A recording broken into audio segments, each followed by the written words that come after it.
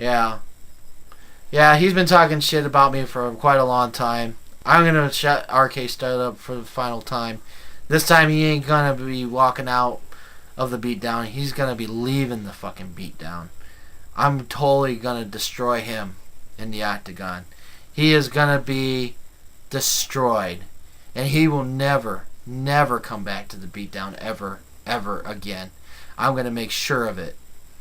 He may be a good fighter and all, but you know what? I'm the best. Yeah. This man, Mike, he's been talking on the boards, saying how he's going to whoop me, kick my ass, make sure I don't ever come back to the cage, to the beatdown. You think you're going to put down your own beatdown on me? You're the one that's dodging anything that I say, any of the challenges I make to you, turn away like a scared little bitch that you are. But I tell you, when I get you in that cage and for the beatdown, man, you'll understand what the beatdown is all about. It's all about the RK Stud laying it down on you. And this will be the beatdown. How many people want to kick some ass?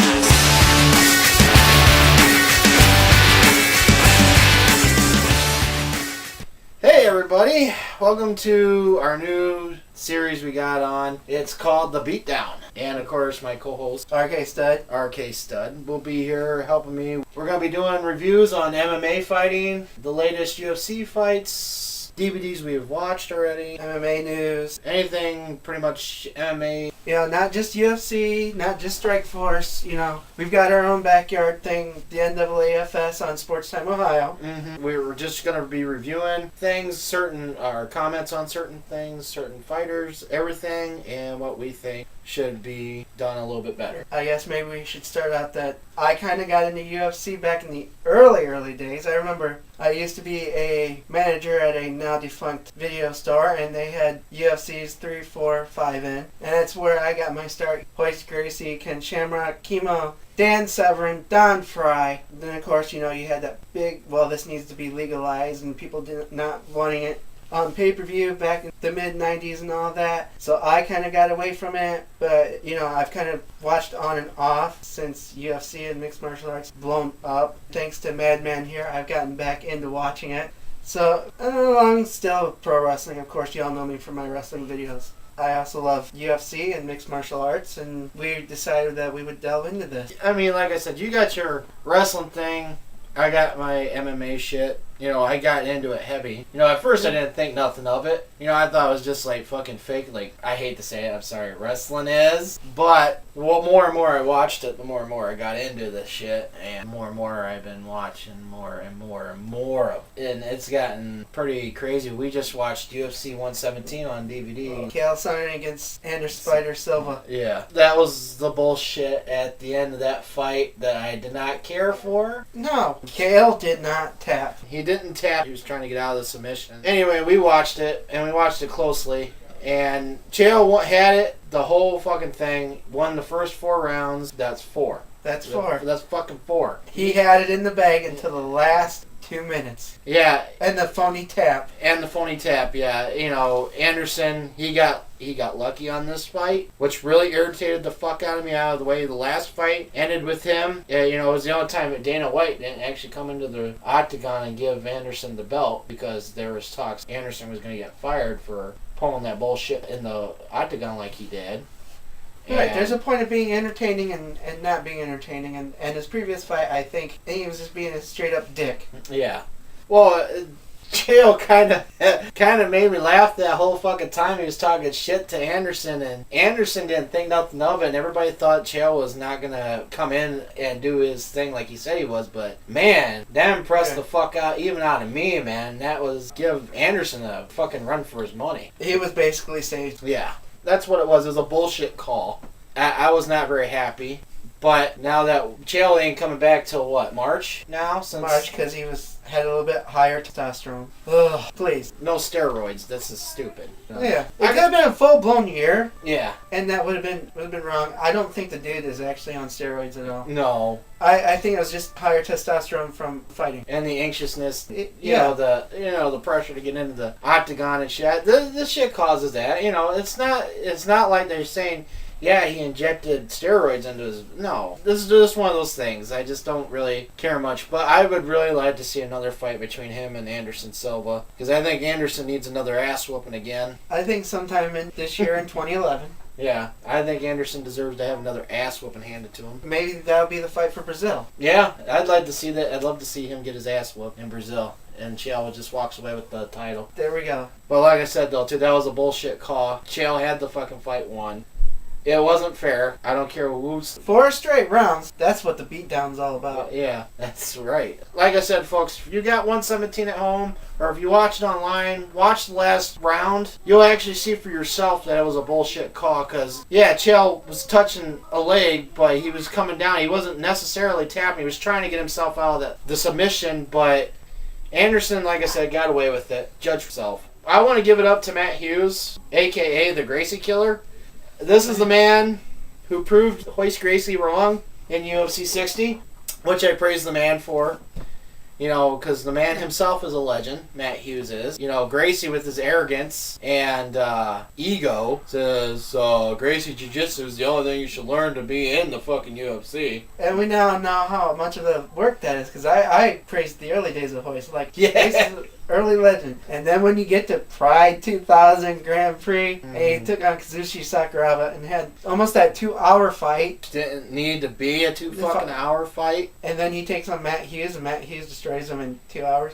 You just know Gracie Jiu-Jitsu is nothing. Obviously know from that, and you know, I kind of do have some MMA ties myself. The legend Mark the Hammer Coleman graduated 10 years ahead of me from my high school, so local name. 10 years above me, and you know, I know his whole family, and he told me a few things on some fights over in Pride I have no problems with, apparently, but there is someone on YouTube that's blasted him for it. And you know what? Dude, if you ever watch this, just lighten up. Yeah, I mean, seriously, who hasn't taken a dive in fighting? Seriously, who hasn't taken a fucking dive? I mean, if you know very damn well that you're very good at what you do, but somebody wants you to lose just to help improve the other guy, you know, like I said, there ain't nothing wrong with taking a dive every now and then. You know, I'm not saying it should be all the fucking time, but come on. The fight still looked real. Yeah, it looked good to me. I Yeah. didn't care. I don't care either way, you know? I mean, how many fucking boxing matches have you ever known to be bought and... And, yeah, Don King's notorious for that. Yeah. You know? It's just one of those things that you just gotta... You know, I don't give a shit if Mark Coleman did it. Mark Coleman was sick of his family and... You know, for himself and stuff like that. So that don't bother me. He did get his second chance in the UFC. You know, obviously, you know, time is passing by. Understandably, I understand. But it just wasn't, for some reason, it wasn't good enough for Dana White, I guess. We're not insulting Dana. We're not questioning him or anything like that. But, I mean, seriously, Mark Coleman is a good fighter. We've seen a lot of his fights. Legend, ground and pound. Mm-hmm. Without him, we wouldn't have ground and pound in UFC. We wouldn't have it now, because he is the one that pretty much invented ground and pound and shit. Exactly, like I had to show Mikey, and Mikey watched my self-made Mark Coleman DVD, and he, you know, Mikey's learning. I mean, just like Darth Vader said to Obi-Wan, when I left you, I was but a learner. Now I am the master. Exactly. This man knows more than what I thought I knew, and I'm proud of that. I don't like Gracie. His one brother in Pride was really good. I do not care for the Gracies. I don't give a fuck how good their fucking reputation is. I thank them for bringing UFC here. I thank them for doing that. But that's all the respect they're getting from me. Not just UFC in particular, but bringing the whole sport of MMA around. Oh, yeah, that too. But like I said, though, too. And that's as far as they deserve. That's exactly. But like I said, the one brother in Pride, he fought really good. I watched him play. Pride, of course, they were with UFC, and then they went off. I believe they started like 3 or 4 other different MMA special pay-per-views that are like no longer around. Mm-hmm. Just to show off the Gracie clan. The reason why I call Matt Hughes the Gracie Killer, because basically he's destroyed, Royce Gracie destroyed one of his brothers in UFC, and he's destroyed a student of the Gracie Jiu-Jitsu. And basically Matt Hughes did prove the Gracies wrong. You don't need to learn nothing else basically of Gracie Jiu-Jitsu in order to make it, but that's wrong. You need everything else to make it in MMA. You cannot just learn one thing anymore and hope to God to make it in the UFC. You can't do that anymore. It's just, that's why I praise Matt Hughes for doing what he did.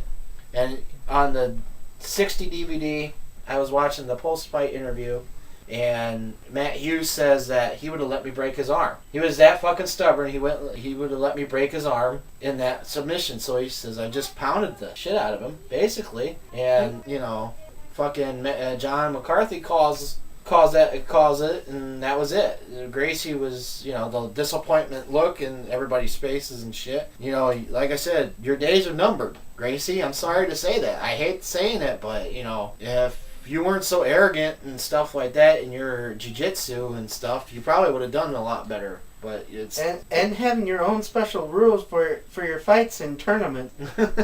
Oh yeah, that Pride Grand Prix, man, that really pissed me off, man. Like I said, I was sitting there watching it for about 15 or 30 minutes, and it was still, the motherfucker was still going on. And the thing was, I woke up about an hour later, the motherfucker was still going on. I still had 15 fucking minutes to finish it up. Seriously, I mean, I'm not going to sit there and watch it, because all he's doing, he's just laying on top of him, hoping to get a fucking submission, and Sakuraba's actually beating the fuck out of him, just basically pounding his ass and shit like that. What is Gracie Jiu-Jitsu anyway? Is it you just lay on top, grab a boner, and then the people tap? Is that what it's supposed to be? Come on. I mean, seriously, that was the most boring of boring fights I've ever fucking seen in MMA. I'm not saying he's like the most boring fighter ever, but if you look at his later on fights, they're all kind of, he's just laying on him. Yeah, it's just, with the early days of UFC, it was brand new. This is when it worked for him. It was basically, they came in, and you know, the opponents he came up against were half-cocked. They come in there thinking that they're going to beat this small little dude. And Either that, or they got some of that Yeah, themselves. that's what I think. Sometimes I think that's the reason why I think he won the first umpteenth fights and shit like he did. I think there's a little bit of payoff from there somewhere. I think that's what it is. There's no way a small man... But I did praise Chemo, though. He did put Gracie out of commission in UFC 3. See, this is how far back we're going. Yeah. We're talking as it is. As it was and as it is now. It is. And that was probably the one... I actually applauded Chemo for doing that. You know, more... Because like I said, I just now got all 10 first UFCs. I just now got them watching all 10 of them. See, and you can see the varying differences from 1 to 10. Yeah, yeah. And Chemo came in after he found out he wiped Gracie out of the competition. I was like, thank you, Chemo. Thank you. You know, basically, you know, now I ain't going to sit there and watch him, you know.